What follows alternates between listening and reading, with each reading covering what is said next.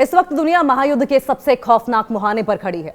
एक ऐसी जंग की आहट जो अगर भड़की तो दुनिया का नक्शा और आपकी जेब दोनों तबाह हो जाएंगी।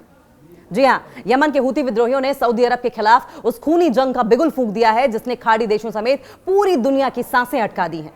हूतियों ने ऐलान किया है जैसे को तैसा, आंख के बदले आंख, और ठप कर दी है सऊदी अरब की समुद्री नाकेबंदी। सऊदी अरब के जो तेल टैंकर भारत और चीन के लिए रवाना हुए थे उन्हें समंदर के बीच से यू टर्न मारना पड़ा। हूतियों ने साफ कह दिया है कि बाब अल मंदेब से सऊदी का एक भी जहाज गुजरने नहीं देंगे।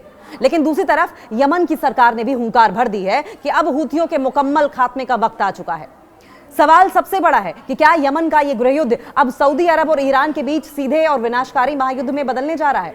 क्योंकि अगर लाल सागर, बाब अल मंदेब और हॉर्मुज के रास्ते बंद हुए तो दुनिया में कच्चे तेल के लिए हाहाकार मच जाएगा। शिपिंग रूट्स तबाह हो जाएंगे और वैश्विक अर्थव्यवस्था पूरी तरीके से घुटनों पर आ जाएगी। क्या यह नाकेबंदी तीसरे विश्व युद्ध की पहली चिंगारी है? आज इसी महासंकट पर हम आपके सामने कुछ ऐसे पॉइंट्स रखेंगे जिससे आपको ये पूरा का पूरा माजरा समझ आ जाएगा। तो सवाल वही है कि क्या अब ईरान और सऊदी अरब में सीधी जंग होगी? यमन सरकार का ऐलान क्या है? यमन सरकार ऐलान कर रही है कि हूतियों के खात्मे का वक्त आ गया है। वहीं यमन में हूती विद्रोहियों और सऊदी अरब के बीच में तनाव तेजी से बढ़ गया है। हूतियों ने समुद्री नाकेबंदी करके धमकी दी है, जबकि यमन सरकार ने उनके खात्मे का ऐलान किया है। इससे लाल सागर, बाब अल मंदेब और हॉर्मुज जैसे अहम समुद्री मार्गों पर खतरा बढ़ गया है, जिसका असर वैश्विक तेल आपूर्ति, शिपिंग, कच्चे तेल की कीमतों पर पड़ सकता है। हूतियों की धमकी क्या है? यमन के ईरान समर्थित हूती विद्रोहियों ने सऊदी अरब के खिलाफ तुरंत प्रभाव से समुद्री प्रतिबंध यानी कि मैरिटाइम एम्बागो जो लगाया गया है उसको लागू कर दिया है। उनका यह कहना है कि ये सऊदी द्वारा यमन पर सालों से थोपे गए प्रतिबंधों का बदला है और इससे क्या होगा? तेल आपूर्ति पर ब्रेक लग जाएगी। इस धमकी के बाद भारत और चीन की तरफ आ रहे सऊदी अरब के विशाल तेल टैंकर, लगभग 27 लाख बैरल से ज्यादा कच्चा तेल, उसको बाब अल मंदेब जलडमरू मध्यस्थ पार करने से पहले ही अपना रास्ता बदलना पड़ा है। ईरान अमेरिका का कनेक्शन क्या है इस बीच? ये तनाव ऐसे समय पर आया है जब अमेरिका और ईरान के बीच में झड़पें तेज हो गई हैं।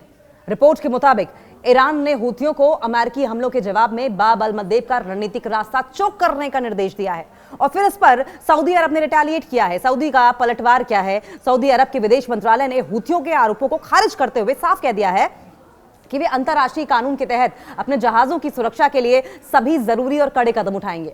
और इंटरनेशनल लेवल पर इसका असर क्या हुआ? लाल सागर और बाब अल मंदेब से दुनिया का लगभग 12% व्यापार गुजरता है और अगर यह रास्ता लंबे समय तक ब्लॉक रहता है तो मालवाहक जहाजों को पूरे अफ्रीका महाद्वीप में केप ऑफ गुड होप का चक्कर लगाकर जाना होगा, जिससे कि शिपिंग लागत और कच्चे तेल की कीमतों में भारी उछाल आएगा।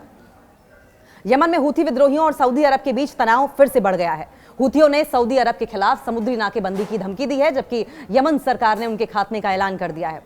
सऊदी अरब ने भी सख्त कार्रवाई की चेतावनी दी है। इस नए तनाव ने दुनिया भर में तेल आपूर्ति और आर्थिक संकट की चिंताओं को और ज्यादा बढ़ा दिया है।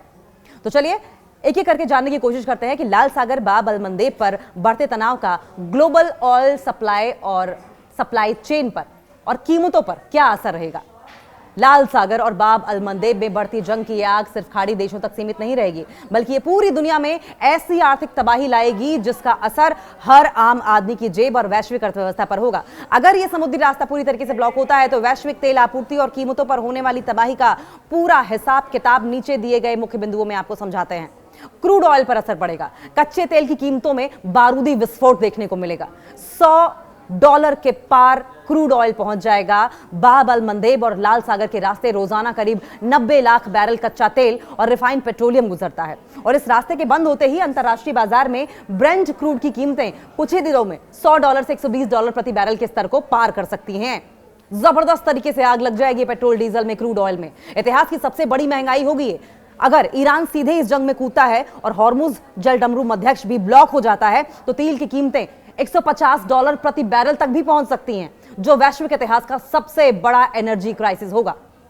ग्लोबल शिफ्टिंग रूट्स की भी कमर टूट जाएगी।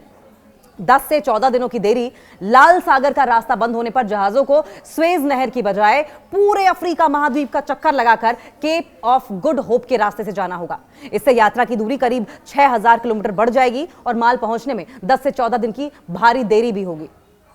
जो फ्री ट्रेड्स हैं उसमें भी आग लगने के चांसेस बताए जा रहे हैं। माल भाड़े में भी जबरदस्त तरीके से आग लगेगी। लंबा रास्ता तय करने के कारण जहाजों का ईंधन खर्च दोगुना हो जाएगा। शिपिंग कंटेनर्स का किराया 200% से 300% तक बढ़ सकता है, जिससे कि हर आयातित, हर इंपोर्टेड वस्तु महंगी हो जाएगी। नंबर 3, रिफाइनरियों का चक्का जाम होने के चांसेस हैं और इससे क्या होगा, सप्लाई चेन भी ठप हो सकती है। कच्चे माल की किल्लत होगी। एशिया यानी कि भारत और चाइना से यूरोप जाने वाले और खाड़ी देशों से पश्चिम की ओर जाने वाले कार्गो फंस जाएंगे। ऑटोमोबाइल्स, इलेक्ट्रॉनिक्स और केमिकल इंडस्ट्रीज को कच्चा माल नहीं मिलेगा, जिससे दुनिया भर की फैक्ट्रीज में प्रोडक्शन ठप हो सकता है। बीम या प्रीमियम में भारी उछाल देखने को मिल सकता है। युद्ध क्षेत्र घोषित होने के कारण इस रूट से गुजरने वाले जहाजों का वॉर रिस्क इंश्योरेंस प्रीमियम आसमान छूने लगेगा। कई शिपिंग कंपनियां डर के मारे अपने जहाज भेजने से ही मना कर देंगी। नंबर 4, भारत समेत वैश्विक अर्थव्यवस्था पर सीधा सीधा प्रहार होगा। पेट्रोल डीजल की कीमतों में आग लगेगी। भारत अपनी जरूरत का 85% से ज्यादा कच्चा तेल आयात करता है, इंपोर्ट करता है। क्रूड महंगा होने से डोमेस्टिक मार्केट में, घरेलू बाजार में पेट्रोल और डीजल के दाम रिकॉर्ड स्तर पर पहुंच जाएंगे, जिससे कि माल ढुलाई महंगी होगी। फल, सब्जी, राशन समेत हर चीज के दाम बढ़ेंगे। शेयर बाजारों में हाहाकार मच जाएगा। तेल संकट गहराते ही दुनिया भर के शेयर बाजारों में निवेशकों के अरबों डॉलर डूब जाएंगे। डॉलर मजबूत होगा। भारतीय रुपया समेत कई विकासशील देशों की मुद्राएं सर्वकालिक निचले स्तर पर पहुंच जाएंगी, ऑल टाइम लोएस्ट पे पहुंच जाएंगी। मंदी आएगी, रिसेशन का खतरा बढ़ेगा। कोरोना महामारी और रूस यूक्रेन के झटकों से उबर रही वैश्विक अर्थव्यवस्था इस नए तेल संकट के बोझ को नहीं संभाल पाएगी, जिससे कि अमेरिका और यूरोप समेत पूरी दुनिया में गंभीर मंदी का खतरा पैदा हो जाएगा। यमन सरकार ने क्या ऐलान किया है? यमन की प्रेसिडेंशियल लीडरशिप काउंसिल के अध्यक्ष रशाद अल आलमी ने कहा है कि आतंकवादी हूथी मिलिशिया द्वारा पैदा की गई पीड़ा को खत्म करने का समय आ गया है। नंबर 1, अल आलमी ने यमन के सभी नागरिकों से राज्य के समर्थन में एकजुट होने और हूथियों के कब्जे को समाप्त करने के लिए सशस्त्र बलों का साथ देने की अपील की। नंबर 2, टीवी पर दिए अपने बयान में उन्होंने बड़ी घोषणा करते हुए कहा कि यमन 20 जुलाई से अपना तेल निर्यात फिर से शुरू करेगा। इससे होने वाली कमाई का इस्तेमाल देश भर के नागरिकों की भलाई के लिए किया जाएगा। नंबर 3, यमन सरकार ने यह साफ कर दिया है कि यमनियों की दुर्दशा हूथियों के सत्ता हथियाने की कोशिशों और ईरानी शासन के एजेंडे को लागू करने का सीधा नतीजा है। यमन के राष्ट्रपति रशाद अल अलीमी के इस बड़े ऐलान और 20 जुलाई से ऑयल एक्सपोर्ट, तेल निर्यात दोबारा शुरू करने की घोषणा ने हूती विद्रोहियों के खिलाफ एक सीधे, निर्णायक और डायरेक्ट युद्ध का बिगुल फूंक दिया है। यमन सरकार अब ईरान समर्थित हूथियों के ठिकानों पर ऐसा जबरदस्त सैन्य अटैक करने की तैयारी में है जो समंदर से लेकर जमीन तक भारी तबाही मचाएगी। इस सैन्य हमले और उससे होने वाली तबाही का पूरा खाका आपको बिंदुवार तरीके से पॉइंट दर पॉइंट समझाएंगे। नंबर 1, हूथियों के आर्थिक साम्राज्य और तेल डिपो पर विनाशकारी प्रहार होगा। सप्लाई चेन पर अटैक पड़ेगा। यमन की सेना हूथियों के सबसे बड़े आर्थिक गढ़ यानी कि होदेईदाह बंदरगाह और उनके कब्जे वाले तेल डिपो को निशाना बनाएगी। इन ठिकानों पर होने वाले मिसाइल और हवाई हमलों से हूथियों की कमर पूरी तरीके से टूट जाएगी। कमाई के जरिए जमींदोज होंगे। हूथी विद्रोही अंतर्राष्ट्रीय जहाजों को धमकाकर और अवैध तेल तस्करी से जो करोड़ों डॉलर कमाते हैं, यमन सरकार के इस चौतरफा हमले में वो सारे के सारे ठिकाने धुएं में बदल जाएंगे। नंबर 2, सऊदी अरब और यमन सेना का जॉइंट ऑपरेशन। क्या फुल स्केल वॉर होने वाली है? आसमान से क्या आग बरसेगी? यमन सरकार को सऊदी अरब के नेतृत्व वाले सैन्य संगठन सऊदी लेड कोalition का सीधा हवाई और तकनीकी समर्थन हासिल है। सऊदी वायुसेना के अत्याधुनिक लड़ाकू विमान हूथियों के missile launching pads, drone centres और बंकर्स पर आसमान से बारूद की ऐसी बारिश करेंगे कि उन्हें संभलने का मौका नहीं मिलेगा। जमीनी कार्रवाई से सफाया हो सकता है। राष्ट्रपति अल अलीमी की अपील के बाद यमन के सशस्त्र बल और स्थानीय कबीले के साथ एक साथ मिलकर हूथियों के कब्जे वाले इलाकों जैसे कि सना और सादा की तरफ बढ़ेंगे, जिससे कि भीषण जमीनी जंग छिड़ जाएगी। नंबर 3, लाल सागर और बाब अल मंदेब में हूथियों की नौसैनिक घेराबंदी। समंदर में मौत का जाल बिछाया जाएगा। हूथियों ने जिस बाब अल मंदेब और लाल सागर के रास्ते को ब्लॉक करने की धमकी दी थी, अब उसी समुद्री इलाके में अंतर्राष्ट्रीय टास्क फोर्स, जिसमें कि अमेरिका के साथ ब्रिटिश की नेवी भी शामिल है, साथ मिलकर यमन सरकार हूथियों की कमान, नावों और आत्मघाती ड्रोनों को समंदर में ही दफन करने के लिए महाअभियान चलाएगी। तेल निर्यात को सुरक्षा कवच देने की कोशिश होगी। 20 जुलाई से शुरू होने वाले यमन के तेल निर्यात को सुरक्षित रखने के लिए समुद्री रास्तों पर भारी युद्धपोत तैनात किए जाएंगे। अगर हूथियों ने इन तेल टैंकर्स को हमला किया, इन तेल टैंकर्स पर अटैक करने की हिमाकत की, तो पलटवार में उनके तटीय अड्डों का वजूद ही मिटा दिया जाएगा। नंबर 4, ईरान का एजेंडा फेल हो सकता है। हूथियों का मुकम्मल खात्मा भी हो सकता है। ईरानी हथियारों के डिपो टारगेट किए जाएंगे। यमन सरकार का साफ मानना है कि यमनियों की बर्बादी के पीछे ईरान का हाथ है और इसलिए यमन की सेना सबसे पहले उन खुफिया ठिकानों को तबाह करेगी जहां ईरान से तस्करी करके लाई गई बैलिस्टिक मिसाइलें और ड्रोन छिपाकर रखे गए हैं। यमन सरकार का यह कदम आर पार की लड़ाई का संकेत है। एक तरफ जहां वो अपने देश को आर्थिक तबाही से उबारने के लिए तेल निर्यात शुरू कर रही है, वहीं दूसरी तरफ हूथियों को जड़ से मिटाने के लिए एक ऐसे खूनी और विनाशकारी हमले की तरफ बढ़ रही है जो खाड़ी देशों के इतिहास को बदल कर रख देगा। हूथियों की ओर से क्या रिटेलिएशन है, क्या पलटवार किया गया है? यमन सरकार के इस रुख के बीच हूथियों ने आक्रामक कदम उठाते हुए सऊदी अरब पर समुद्री नाकेबंदी लगाने की घोषणा कर दी है। हूथी प्रवक्ता याह्या सारी ने सोशल मीडिया प्लेटफॉर्म एक्स पर एक वीडियो जारी किया। वीडियो जारी करके कहा कि यह प्रतिबंध तुरंत प्रभाव से लागू होगा।